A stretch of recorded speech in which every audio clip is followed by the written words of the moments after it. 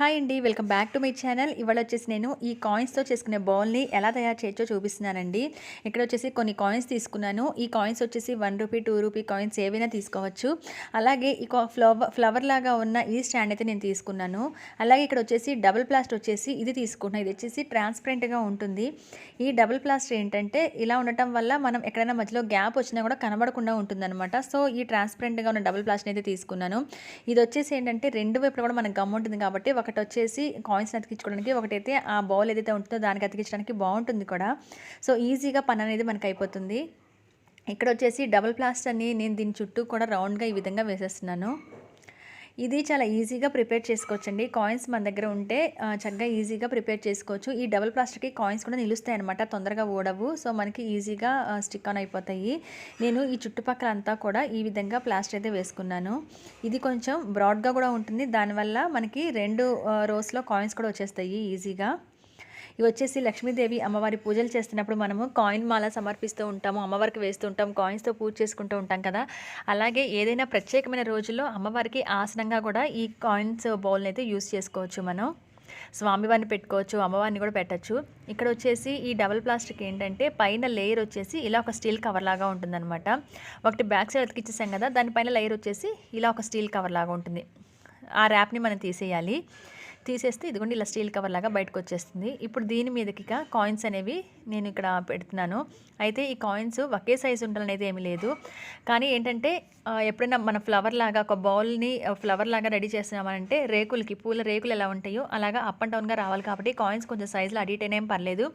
కానీ first row వచ్చేసి మాత్రం అంతా ఒకే సైజు ఉండేలాగా పెట్టుకోండి. చూడటానికి నీట్‌గా ఉంటుందన్నమాట. అవి రూ. 2 అయినా, రూ. 1 అయినా ఒకటే సైజ్ పెట్టుకుంటే ఏంటంటే చూడటానికి బాగుంటుంది. ఇక చుట్టుపక్కల పెట్టేవన్నీ కూడా అప్ అండ్ డౌన్స్ వచ్చినా ఓకే. అవి ఫ్లవర్ రేకుల్లాగా ఉంటాయి కాబట్టి కొంత గ్యాప్ వచ్చినా పర్లేదు. ఫస్ట్ రో మాత్రం అంత ఈక్వల్‌గా ఉండేలాగా చూసుకోండి. ఇక్కడ నేను ఈ బౌల్‌ని ఒక ఫ్లవర్ లాగా ఉంది కదండీ ఈ బౌలు, దీనికి స్టిక్ ఆన్ చేసుకుంటున్నాను. ఇలా మన ఇంట్లో ఏదైనా బౌల్స్ కానీ, చిన్నవి గ్లాసెస్ కానీ ఉంటే అలా కూడా మనం డెకరేట్ చేసుకొని అమ్మవారికి ఆసనంగా వేసుకోవచ్చు.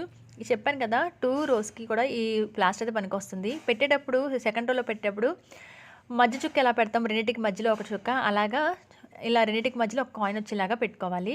అప్పుడు మనకి చూడటానికి బాగుంటుందన్నమాట. ఇదిగోండి ఇలా ఈజీగా మనం ఇవి డెకరేట్ చేసేసుకోవచ్చు. కాయిన్స్ బౌల్ అనేది అమ్మవారికి ఆసనంగా చాలా బాగుంటుంది. నేను ఎండింగ్ నేను పిక్ కూడా చూపిస్తాను చూడండి, అలంకరిస్తే ఎలా ఉందనేది. ఇది మనం ఇంట్లో మనమే ఈజీగా తయారు చేసుకోవచ్చండి. ఎక్కడైతే మనకి గ్యాప్స్ ఉంటాయో కాయిన్ మీద కాయిన్ వచ్చేలాగా ఈ విధంగా చుట్టూరు కూడా పెట్టేసుకోవాలి. చూసారు కదా 2 లైన్స్ అయితే అయిపోయింది. ఇప్పుడు మరొకసారి వచ్చేసి ప్లాస్టర్ వేసుకొని మళ్ళీ నేను థర్డ్ రో ఫోర్త్ రో కూడా పెడుతున్నాను. ఇలా ఫ్లవర్ మనకి ఎంతైతే ఉందో అంటే మనం తీసుకునే పాట్ని బట్టి, ఇక్కడ నేను ఈ ఫ్లవర్ లాగా ఉన్న మోడల్ తీసుకున్నాను కదా, మీరు వచ్చేసి కుండకు కూడా పెట్టచ్చు. లేదా మనకి ఇత్తడి రాగి చిన్న చెంబులు ఉంటాయి కదా, మన దగ్గర ఉండే కాయిన్స్ని బట్టి సైజ్ చూసుకొని ఆ కాయిన్స్ సరిపోయేలాగా మనం ఆ చెంబును కూడా డెకరేట్ చేసుకోవచ్చు. అమ్మవారికి కాయిన్స్‌తో పూజ చేసిన కాయిన్ మాలన్నా చాలా ఇష్టము. మనం లక్ష్మీదేవి అమ్మవారిని ఈ విధంగా పూజిస్తుంటాం కాబట్టి ఈ విధంగా అలంకరించుకొని చేసుకుంటే చాలా మంచిదండి. నేనొచ్చేసి పైన రో అంతా కూడా అన్నీ పెట్టేసిన తర్వాత కింద వచ్చేసి మనకి కింద సైడ్ ఉండాలి. అంటే పైకి వెళ్ళినట్టు కాకుండా కిందకి ఇలా వెడల్పుగా ఉండేలాగా పెట్టుకోవాలి.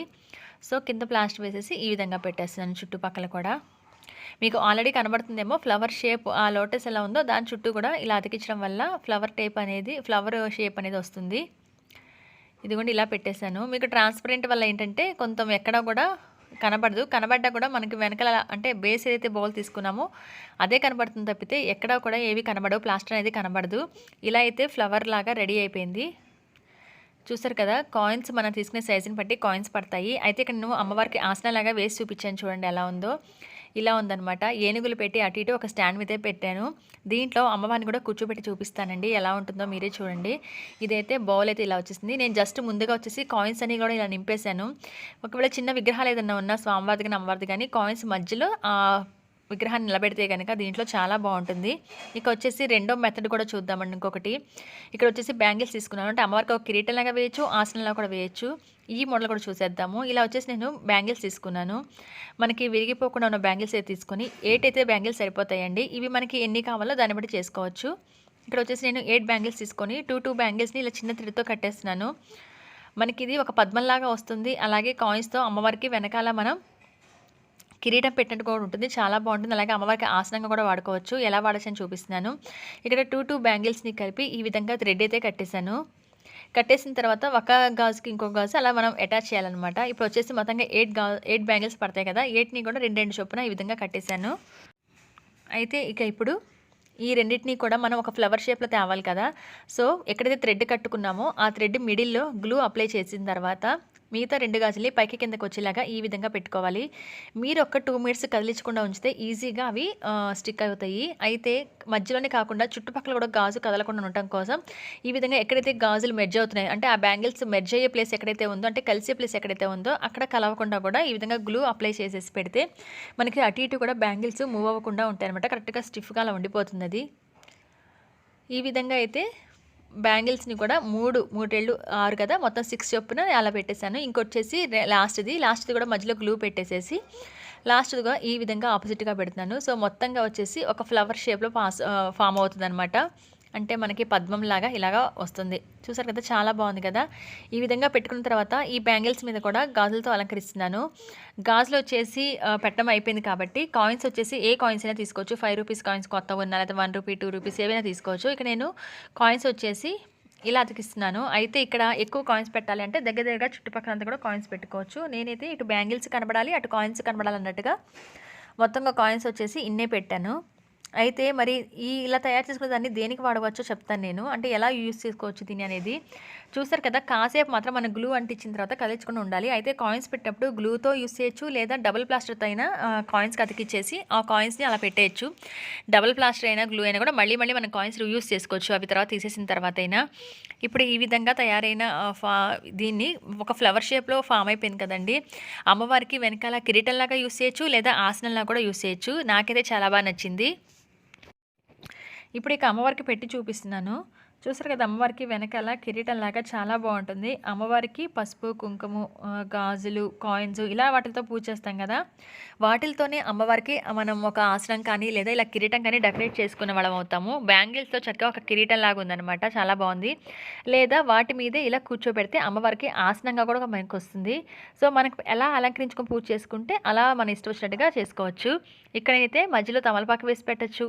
లేదా చిన్న విగ్రహాలు ఉంటే గనక దాని మీదే కూర్చోపెట్టొచ్చు. ఇప్పుడు నేను ఈ విగ్రహాన్ని కూడా కూర్చోబెట్టాను చూసారు కదా! చాలా బాగుంటుందండి.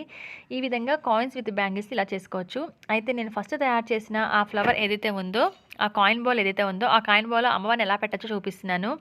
ఇక్కడ వచ్చేసి అమ్మవారిని పెట్టడానికి కోసం నేను కాయిన్ బాల్ మీద అమ్మవారిని అయితే కూర్చోబెట్టి తయారు చేసుకున్న కిరీటం కూడా వెనకాల పెట్టానండి. చూసారు కదా! అమ్మవారికి ఆసనం అయితే ఇలా ఉంది. చాలా బాగుంది. ఇది ఫ్రెండ్స్ ఈ 2 మోడల్స్‌లో మీకు ఏది నచ్చిందో కింద కామెంట్ సెక్షన్‌లో చెప్పండి. కాయిన్ బాల్ ఎలా ఉందనిపించింది కామెంట్ సెక్షన్‌లో చెప్పండి. మరొక వీడియోలో మళ్ళీ కలుస్తాను. బాయ్.